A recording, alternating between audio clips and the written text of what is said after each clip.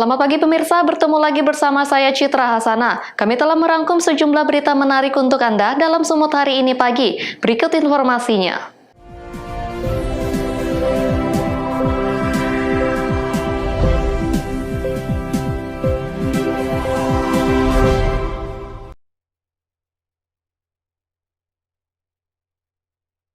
Inilah video rekaman kamera pengawas saat David Sialagan, mahasiswa Institut Seni Indonesia Yogyakarta, bersama seorang temannya diduga dikeroyok sekelompok orang di wilayah Seturan, Kabupaten Sleman minggu lalu. Mahasiswa asal kota Pematang Siantar ini tewas bersama seorang temannya, warga Bangka Belitung. David tewas saat di rumah sakit JIH dengan 4 tikaman, sedangkan temannya tewas di lokasi kejadian. Belum diketahui motif dari pengeroyokan dan pembunuhan ini. Diduga kejadian ini dilakukan oleh 5-6 orang pria. Proses penyelidikan masih dilakukan oleh pihak Polres Sleman dan Polda Yogyakarta. Jenazah David telah dilakukan otopsi. Jenazah telah diberangkatkan ke rumah duka di kota Pematang Siantar pada hari Senin.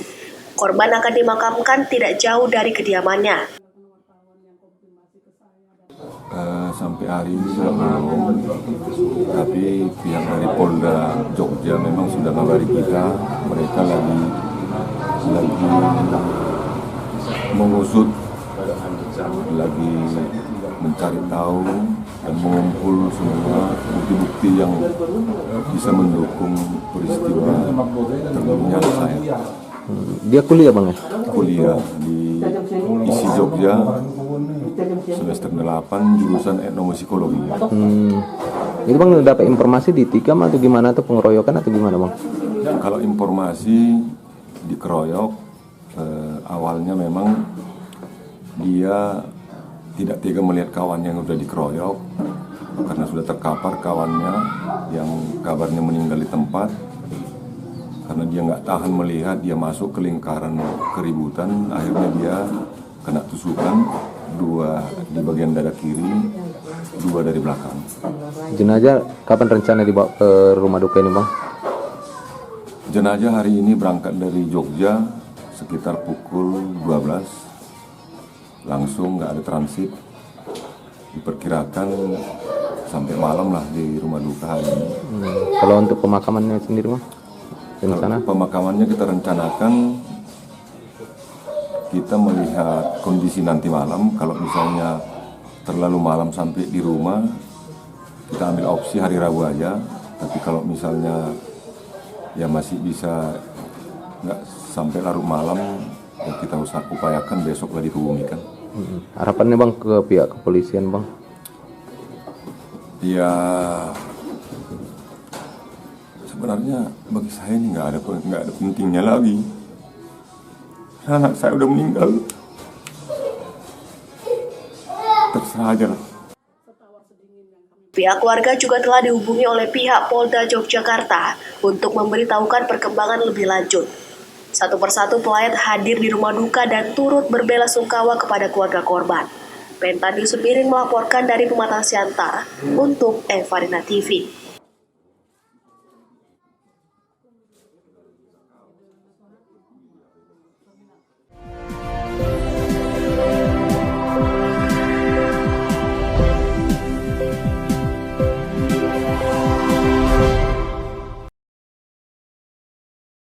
Beginilah aksi 3 orang remaja yang terekam kamera CCTV saat beraksi melakukan pencurian mesin air yang mesin terpasang di salah satu rumah warga di lingkungan Majapahit, Ranto Parapat, Labuhan Batu pada Sabtu lalu. Aksi kejahatan yang dilakukan siang hari, terlihat ketiga pelaku yang menumpangi sepeda motor. Terlebih dahulu melihat situasi sekitar, merasa aman, salah seorang pelaku mencabut mesin air dan segera melarikan diri dengan waktu tidak lebih dari 20 detik.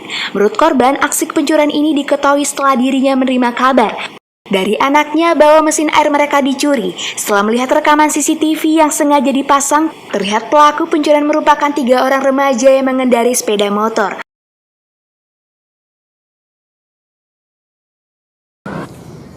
Jadi yang pertama sekali, kemarin saya kan kebetulan sedang di luar rumah. Kemudian ternyata mendapat telepon dari anak saya bahwasanya ada pencurian di rumah saya. Jadi saya bergegas ke rumah untuk memastikan, dan segera mencari tahu pelakunya melalui CCTV yang sudah saya pasang. Jam berapa bang kejadiannya bang? Kejadiannya sekitar jam setengah 2 ke jam 2 siang. Akibat kejadian ini, korban mengalami kerugian hingga Rp900.000 dan telah melapor ke pihak kepolisian. Ucok Sitolos melaporkan dari Labuhan Batu untuk Evarina TV.